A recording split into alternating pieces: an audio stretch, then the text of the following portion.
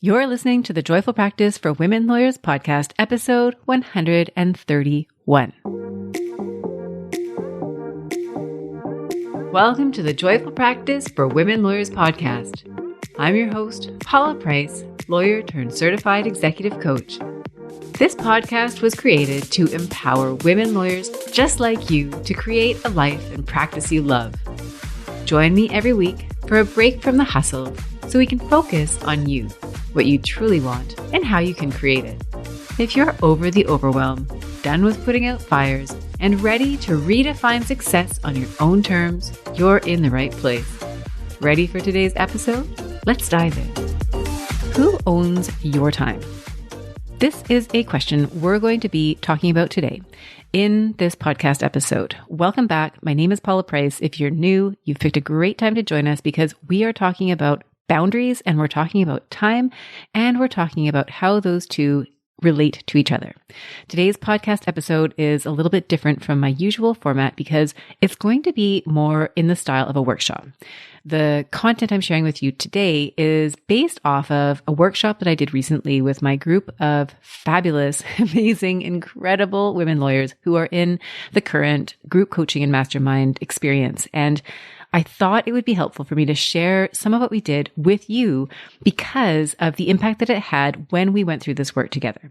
What I'm going to be doing today is talking about time and talking about boundaries. We're going to be talking about them as they relate to each other. And we're going to start out with a time audit, which I think will be really revealing for you. So if you've got a pen and paper handy, that's great. You can take some notes. If you're out walking or someplace where you don't have access to that, you might make some notes on your phone. You can pause the recording to do that. What I'd invite you to consider doing is to absolutely answer these questions for yourself because it's going to reveal so much to you and it's going to make it so useful for you moving forward. So that's what we're doing. We're doing a time audit. We're going to talk a bit about the relationship between boundaries and time. We're going to talk a little bit about pacing. This is a concept. It won't take very long, but just wanted to invite you to think about the pacing of your career. It's kind of a big question, but we won't spend a ton of time on it, but it will relate to our overarching topic. And then finally, how to feel confident about the choices that you're making about your time. So again, going back to that question, who owns your time? That is something that I would invite you to be thinking about in the back of your mind as we go through today's episode. So the reason that we are approaching time from this perspective and boundaries from this perspective is that often when we think about time and time management, what we're thinking about is how can we squeeze as much activity, as much productivity, as many activities into a calendar, into time as it exists as we can. How can we be efficient? And so time management becomes the exercise of taking things that we are doing and slotting them into a schedule, more or less. And what I'm inviting you to think about today isn't so much how to maximize productivity, but rather to take a step back and question what it is that you're putting on your calendar that you want to be productive in relation to. So this is an exercise of, and we'll do this in the time audit, we're thinking about what it is that you are making time for and does it belong in your calendar? So that's one of the perspectives. The other way that this is a unique discussion is that we're taking the concept of boundaries, which is a fairly broad topic, and we're looking at it specifically in relationship to time. So you might think about boundaries in general as your boundaries around work and life. We often talk about that work-life balance, work-life integration, and the boundaries that you need to set up or that you do not set up between those two worlds. You might think about boundaries in terms of how you let other people speak to you, the language that they use, the tone that they use. You might think of boundaries in terms of your personal space. We don't necessarily want people right up against us. Sometimes we need that physical space.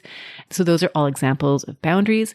And there are also boundaries that you need to set with other people, as well as the boundaries that you need to set with yourself. So we're going to be talking about boundaries in particular around time. So you'll find those mostly relate to boundaries that you set with others and boundaries that you set with yourself. Those are also really important. So with that, we're going to dive in, starting with a time audit. So I'm going to ask you a series of questions. There are 8 altogether. You already have the first question, which is who owns your time?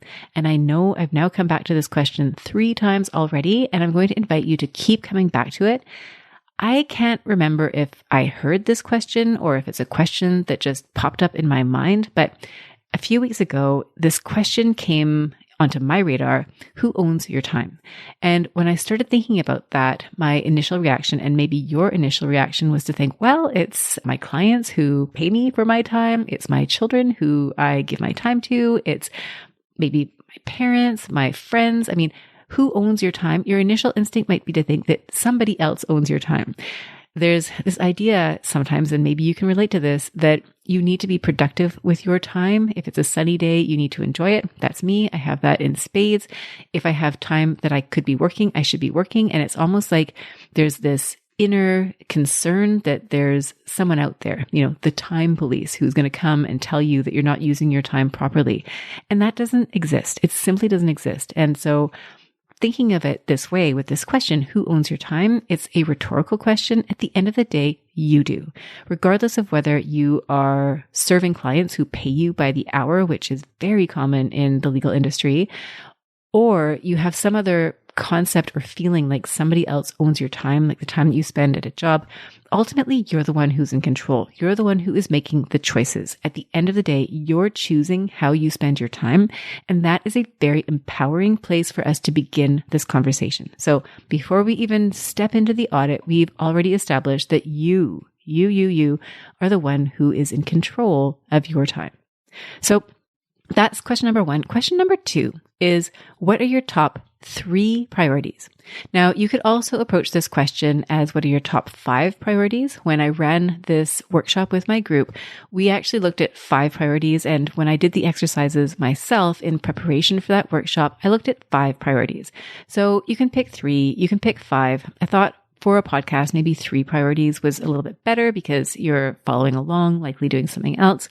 But I want you to identify what matters the most to you. Now, when I did this exercise, and I will share with you the results from what I came up with, I picked 5, and they are these priorities. Health, meaning, am I taking care of myself? It's that whole, do you put your oxygen mask on first? Because I know for myself, if my health isn't where I want it to be, I'm way less effective in all other domains. So number 1 for me was health. Number 2 was family. So in that category, I put my kids first and foremost. I am always putting them at the top of my list. And after them come my relationships, my personal relationships, spouse, friends, family. But ultimately, the family is second on my list. Third is professional work. So I very much prioritize the work that I do with my clients, the work that I do as a coach. This is what really matters to me. It's something that I hold really dear to me, recording these podcast episodes for you, the work that I do coaching my clients, the work that I do creating content, the work that I do just trying to find ways to make an impact in the space that I'm in. That is really important to me. So that's priority number 3.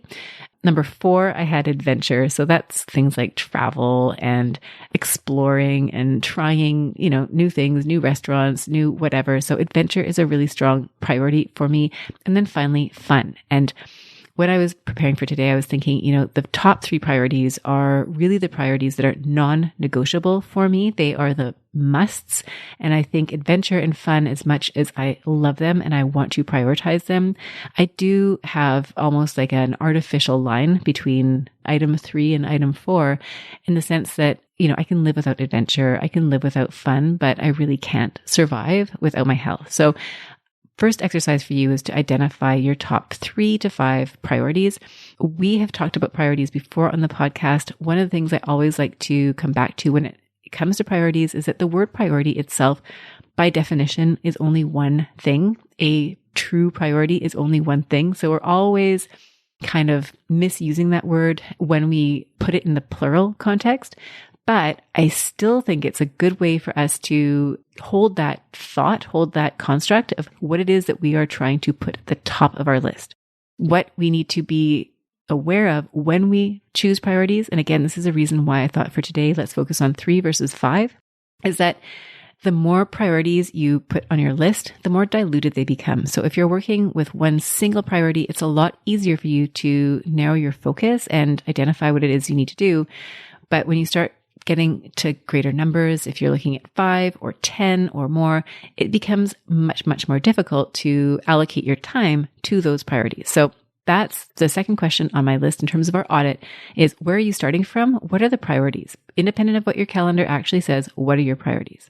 So the third question that I have for you is to identify one of your priorities and then look at the activities that are required to support that priority. Now, the reason I'm asking you this question is because we can say something like health as a priority, but that doesn't necessarily translate into time. And what I'd love for you to think about is how much time is required for you to support the priorities that you've selected. So I came up with a list of activities for my health and for my business, and I'm going to share some of those activities with you to give you an idea of what your list might look like. So when it comes to health for me, what does that mean? It means I need to spend time planning healthy meals. I have a family that I cook for often. And so for me, yes, there's that exercise of sitting down and thinking about what is everybody going to be eating for the week. What grocery shopping do I need to do? I need to do that grocery shopping. I need to plan the meals. I need to actually physically prepare the meals, eat the meals. So all of that is included in the activities that are required for me to support my health and the health of my family. I also look at rest. Am I building in enough time to get sleep, the adequate sleep that I need? Maybe some downtime when I'm not in the waking hours, although at this stage of my life, rest isn't top priority. I will tell you that for sure. Exercise is big. I find that for me to function optimally, I need to exercise. And for me, that's usually running or doing some sort of a fitness regimen. And so I like to schedule my exercise first thing in the morning. I will do it at 5 a.m. on weekdays regularly because that's the time slot that's available in our household that nobody else seems to care for. And I know it's going to happen. So again, going back to that oxygen mask, if I want to feel good and I want to feel healthy, I'm scheduling that activity, exercise at a time that I know is protected. I'm prioritizing it. A few other things, taking care of my mental health. So I love having coaches. I love having support through friends and family, people that I connect with. I enjoy walking. I enjoy things that bring me calm and peace. And so those are activities that I've identified as supporting my health. And for you, I'd invite you to consider what kind of activities support you in whatever it is that you choose for a priority. Now, there's also activities that do not contribute to the support of my health. So when you're thinking about time spent, you can also think about time saved. So one of the things that I've noticed I do a little bit more lately than I would care to admit is scrolling on my phone. So you might have this habit. I've got this habit where I have recently been dragged into reels on my Facebook account. I probably shouldn't be checking Facebook before bed. This is usually when I do it in the first place. But lately I've gotten sucked into the reels, and then my daughter will join me and we'll spend 20 to 30 minutes sometimes just watching the most obscure things that we really didn't need to watch. And of course, that cuts into our sleep. And so that's probably not something that I need to do in relation to my priority. Sometimes there's research into things that I know I'm not going to do. Maybe I'm researching into different fitness programs or something that I know that ultimately I'm not that interested in at this point in my life.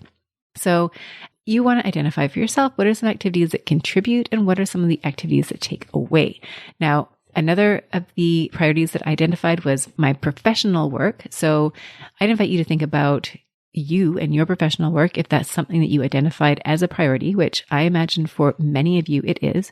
So what are activities that support my professional work? Well, for me, it's coaching. So it's probably the equivalent of your billable hours, right? The time that I spend directly coaching or working on a presentation that I'm delivering or building my podcast or creating a podcast, I suppose. I don't really build it.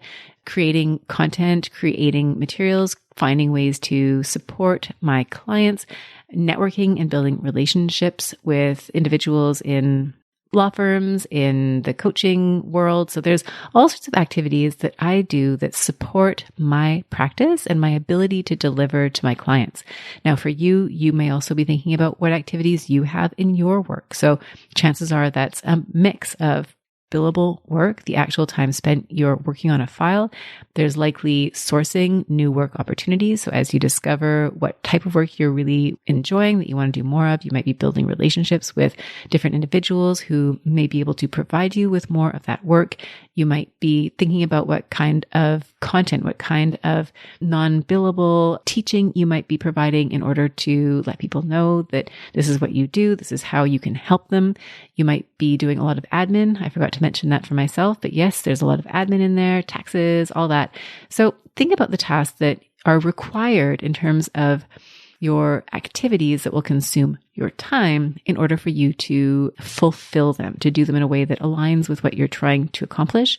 Some of the things that you might be doing that take away from your professional work. For me, I identified procrastination. So that is one of the things where if I find myself procrastinating, then chances are that is not contributing to what I am trying to do. So that's something that I try to be mindful of.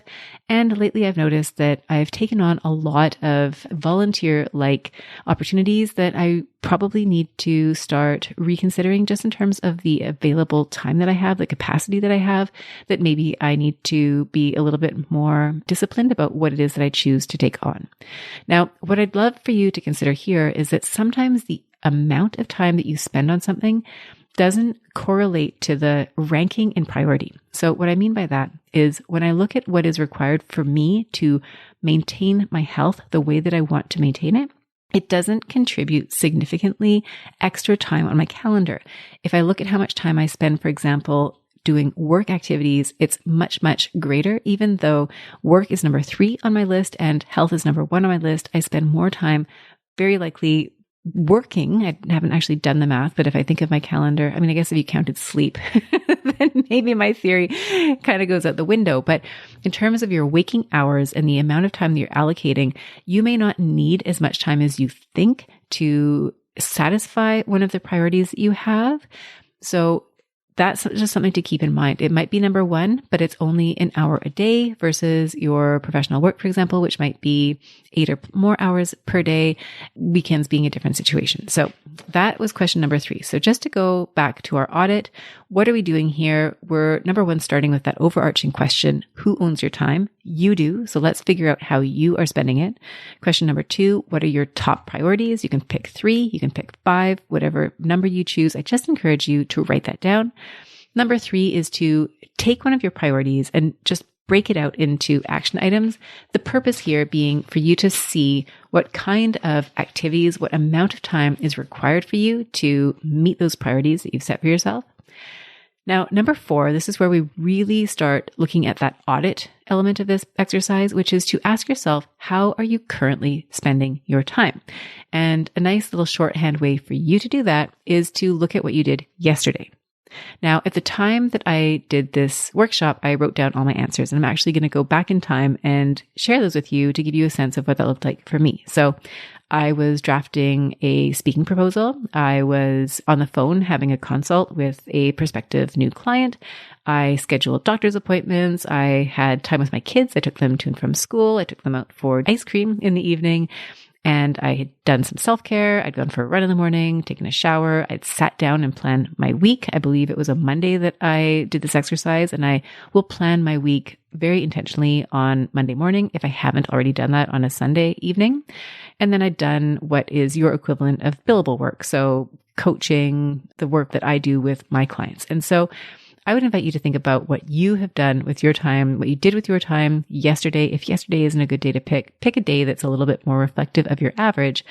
And then I'm going to ask you, once you've made that list, and maybe you pause the recording to do that, to ask yourself which of those activities were high value. So when I went back to my list, I thought, okay, what was high value here? And having that discussion with a potential client, that felt like a really high value activity. Booking doctor's appointments, that was high value. I believe at the time that was something that I had been putting off for a few weeks. And so it felt really good to get those in the calendar. And ice cream with my kids. That's a little bit out of the norm for a weekday for me. We went, I think it's a long story. Anyways, we went for ice cream. It was really fun. So for you, what are the activities that were high value? You want to get clear on what those are. not surprisingly, the next question is, what activities would you consider low value? So there might be activities on your list where you thought, I spent time on this, but it wasn't really very high value. Now, in my case, it was related to, I didn't mention this earlier, but there had been the equivalent of non-billable work that I was engaged in. Again, it wasn't that it was not valuable, but relative to what else was on my plate, if anything would need to go, it was likely that. So for you, you might consider what activities on that list, if you're really being honest about what is on your list and what you could leave off of that list, what is it that you would take off? Now, the next question number 7, and this will probably correlate with question number 5, is what do you want to keep and potentially do more of? So when you look at your list and you think of, okay, that was really amazing. I had that fabulous discussion with a potential client. I definitely want to work with more clients just like her. How can I bring more of those discussions into my practice, who are ultimately going to be the lawyers that I'm working with? So that might be a question that I would have. For you, it's going to be something different. It's going to be related to your practice. Maybe you had an experience on a particular file where you thought, this work is really great, or this client that I'm working with is amazing, or, oh, this lawyer at my firm, we worked together and we got along so well. I wonder if there's other chances that I can work with that person. So you want to ask yourself what is great in your practice and how you can create more of that. It might be outside of your practice. So maybe you tried a new workout class and that was really amazing. You felt rejuvenated. You got your mind off work and now you've decided you're going to schedule that in as a weekly thing. So what is it that you want to do more of? And then finally, question number 7, what do you want to stop doing or delegate? Right? If you have this time that you are using on something that is not particularly rewarding for you and you don't have to do it, can you just remove it from your calendar? Can you delegate it to somebody else? So those are the questions for the audit. I'm going to repeat those back to you. Number 1, who owns your time? Number 2, what are your top 3 or 5 priorities? Number 3, if you pick a priority, what are some of the activities that are associated with activity that further that priority? And what are some activities that take away or simply do not add to it? Number 4, how are you currently spending your time? What did yesterday look like? Question number 5, what activities were high value? Question number 6, what activities were low value?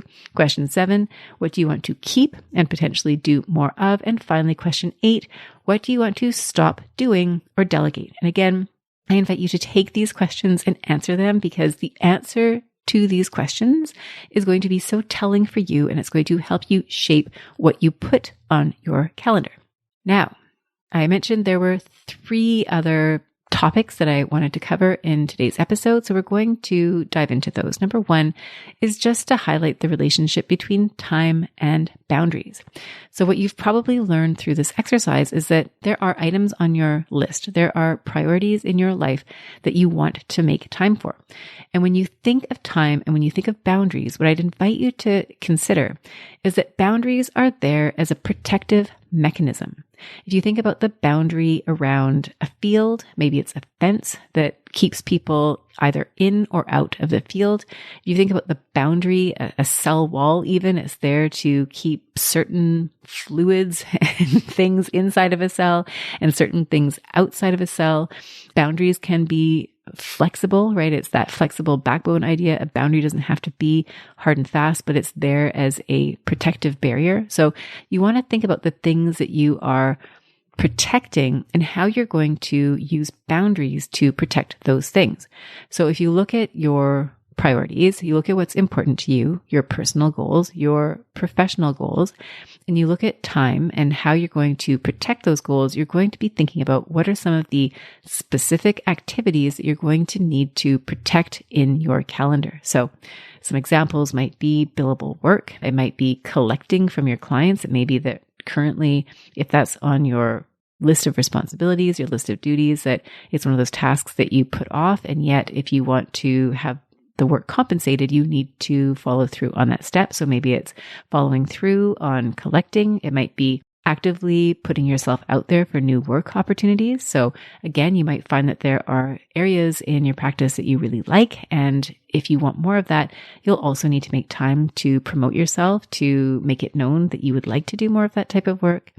Planning your calendar. Again, this is an area where you may need to start investing that time. I know for clients that I work with who don't have a routine of deliberately planning their calendar on a weekly, monthly, daily basis, then to begin that habit is going to feel a bit awkward. It's going to feel like you're wasting time.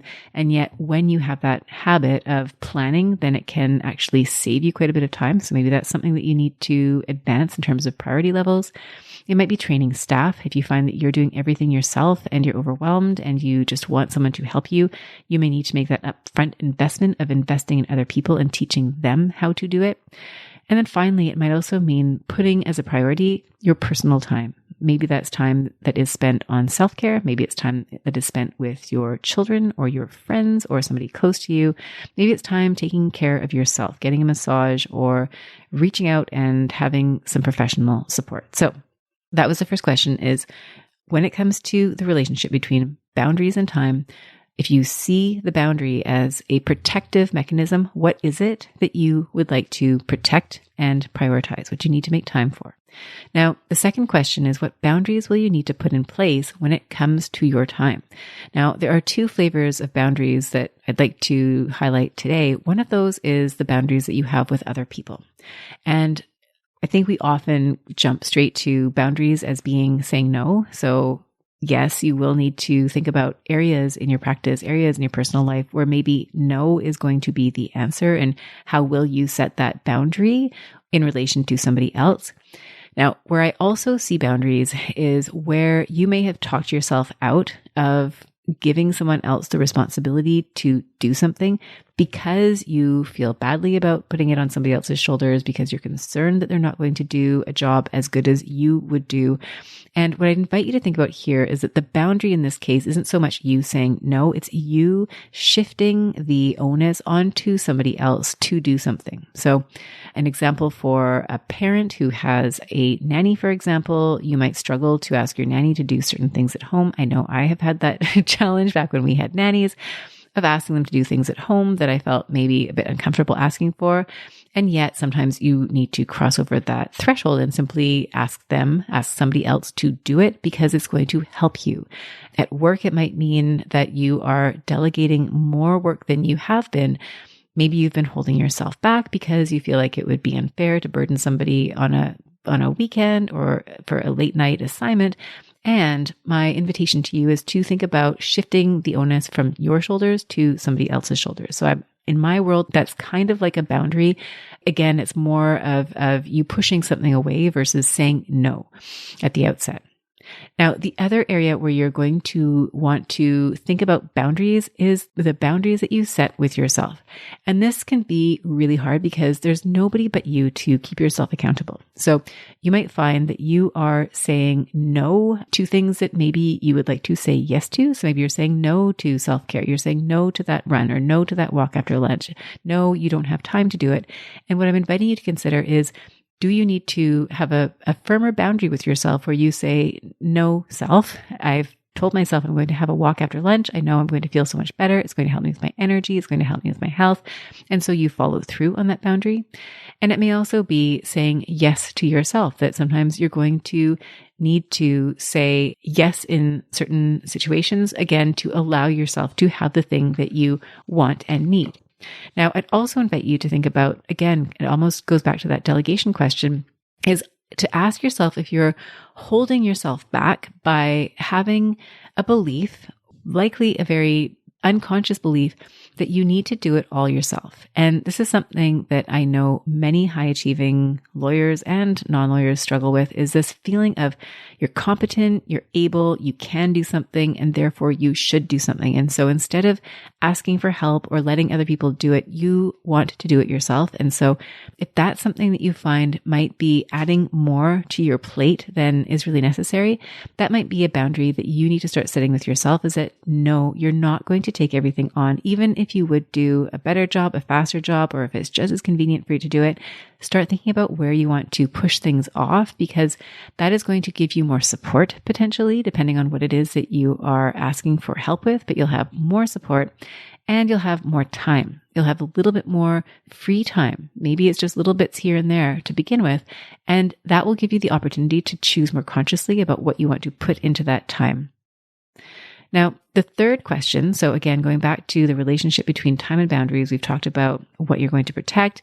We've talked about the boundaries that you're going to need to put in place. And then finally, what changes will you need to make? So taking a step back and looking at this from the perspective of how you manage boundaries right now, the boundaries of how you're using your time, who you're giving your time to, what activities you're engaged in, what changes will you need to make? So this is where you want to start thinking about filters. So are there certain filters you're going to apply when it comes to non-essential work tasks, whether it's joining a committee or doing non-billable work or taking on an additional role outside of the job requirements?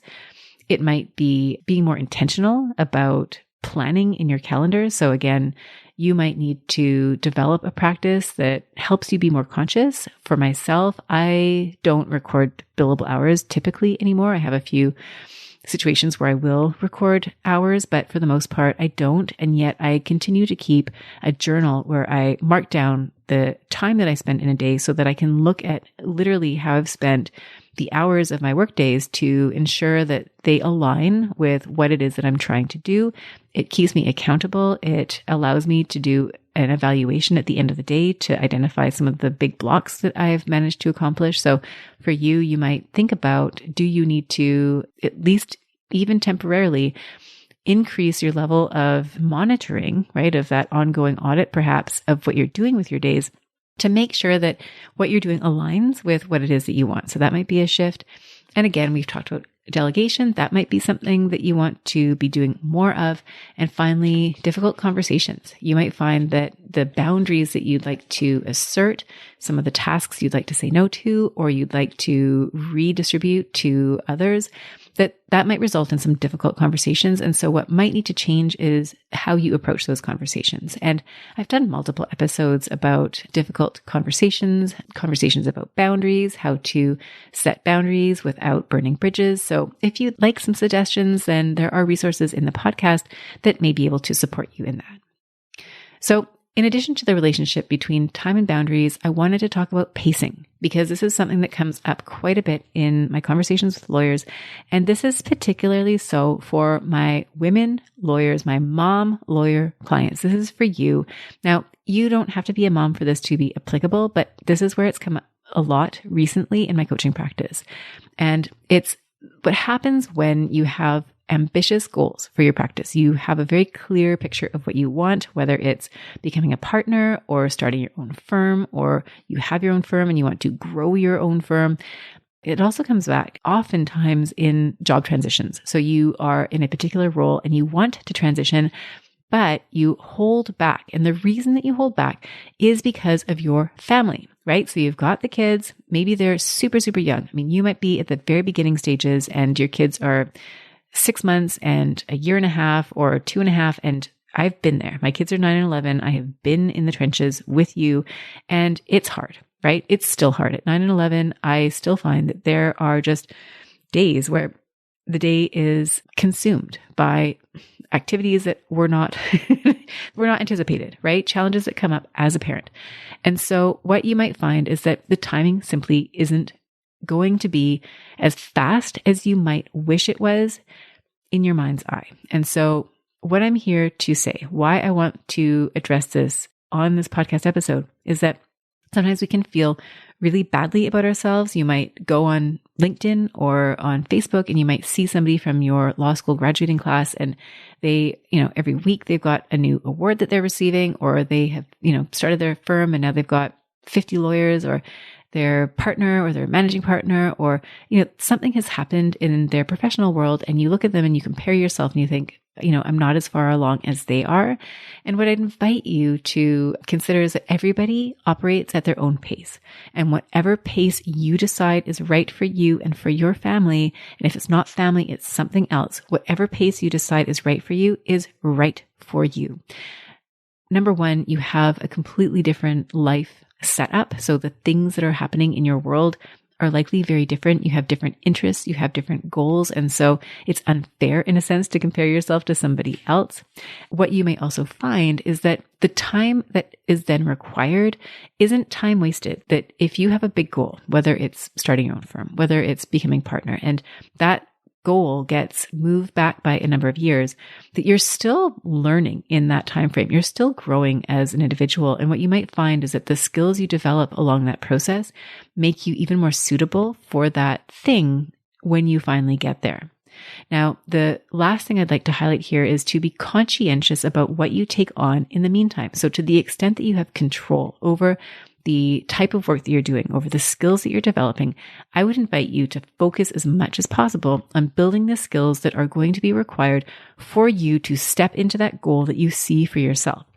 Now, if your value, for example, if you see that currently is working long hours, right? That might be, you're available 24/7, you're working long hours, you can do anything last minute, and then you have a family and you find that you're not able to do those things anymore, that aspect of your value is no longer there, the value that you can provide, not your value as a human, but the value you can provide, then what you might think about is how can you develop skills that are going to be different from that particular skill? How do you develop specialized knowledge that is going to set you apart so that the value is then we're going to her because she has this unique skill set, not because she's available 24/7. So if you follow what I'm saying, the idea here is to be deliberate in what you take on, to be deliberate in the skill sets that you're developing, because you want to increasingly dial up your value in an area. And I mean your commercial value, again, not you as a human, but what value are you providing and how can you set yourself apart from others in a way that is distinctive, that doesn't require the time, right? That isn't necessarily a function of, okay, well, she's available whenever we need her. So that's the last thing, is to be focused on the kind of work that's going to build up your skill set. So that's pacing. We've talked about the relationship between boundaries and time. We're now talking about pacing. The last thing that I wanted to share with you is just this idea of being confident with your time choices. So again, let's go back to that question. Who owns your time? My dear, you own your time. And it can feel a little bit uneasy, right? When, again, you see somebody who seems to be really just super far along and you started out in the same graduating class and you're thinking, well, how is that even possible?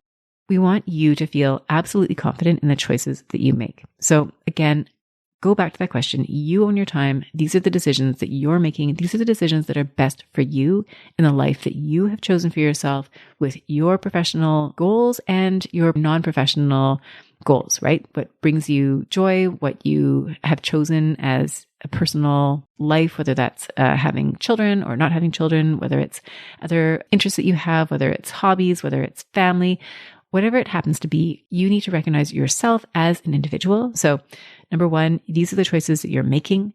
What you can do here is to run your filter for your values. So if you're starting to feel like a bit concerned about how you're spending your time and are you on track, you can run through the questions that we've just run through in this podcast episode. You can go back to it. If you've done it today and maybe a year from now you feel like things just don't feel right, you can always come back to this episode and ask yourself these questions. And the question for you to consider is, are you aligned enough? Recognizing that you're never going to be perfectly 100% aligned, at least. I don't think you're ever going to be able to reach that. Let's not set that as a standard if it's not attainable. But are you aligned enough? Do you find that enough of your time is spent allocated to the priorities that you've chosen for yourself? And if not, what kind of changes do you want to be making?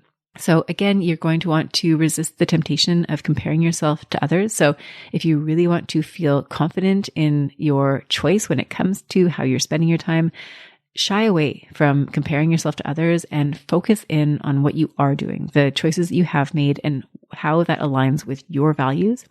I'd invite you also not to compare yourself with some idealized version of yourself. I mean, if you are one of these people who is slowing down their career because they have young kids at home and you want to spend that time with them, and this is very, very common, you want to spend that time with them. And that means making some trade-offs. And often that trade-off comes with the career progression, the speed of career progression. Then what I'd invite you to do is to not compare yourself to where you would be if you didn't have that family, because the reality is that's what you've chosen. That's what you have. And so let's give you the grace of accepting that that might mean that you may not move as quickly as maybe you had in mind initially.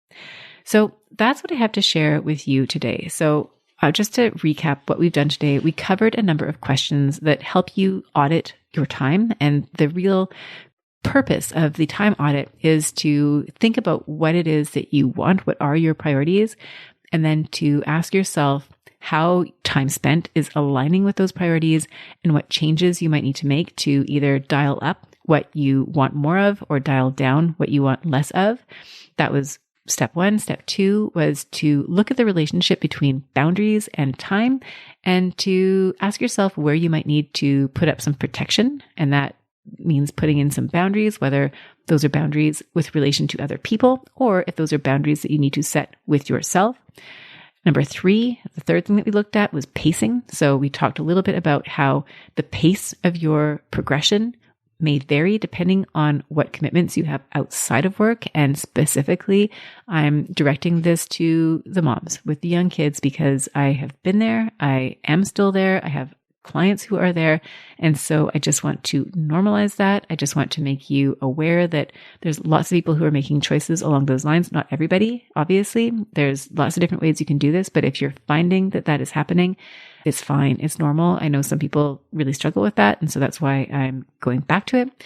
And then finally, number four, which is to exercise your choices with confidence. So once you've gone through these steps of identifying your priorities, of understanding where you need those boundaries and you're pacing, you're choosing on purpose, is to then give yourself that confidence that you've done this thoughtfully, that you've done this consciously, and that you don't need to compare yourself to anybody else, including some idealized version of you who never sleeps and never needs to sleep, that you're comparing yourself to who you are now and where you are right now. So my dear, dear friend, thank you for joining me on this episode. I would invite you to think about what you might take away from this episode. If you've been taking notes and recording these things beautiful, then you now have greater awareness that you can work with going forward. So I am so pleased for you.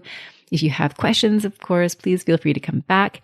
And if you are interested in working with me, either in a one-to-one capacity, or if you're interested in joining my next group coaching and mastermind group, we will be starting up in January. I would be delighted to hear from you and to have you join us. So please feel free to reach out. It's been a pleasure, and I look forward to returning to speak with you again next week. Bye for now. If you enjoyed today's show and don't want to miss an episode, subscribe and follow the show wherever you listen to your podcasts. If you haven't already, please leave a rating and review. Your feedback will help me create a podcast that's tailored to your needs and goes straight to the heart of what matters to you. For instructions on how to subscribe, rate, and review the podcast, visit www.thejoyfulpractice.com/podcast launch. See you next time. Thank you for listening to this episode of the Joyful Practice for Women Lawyers podcast. If you want more information, visit www.thejoyfulpractice.com. See you next week.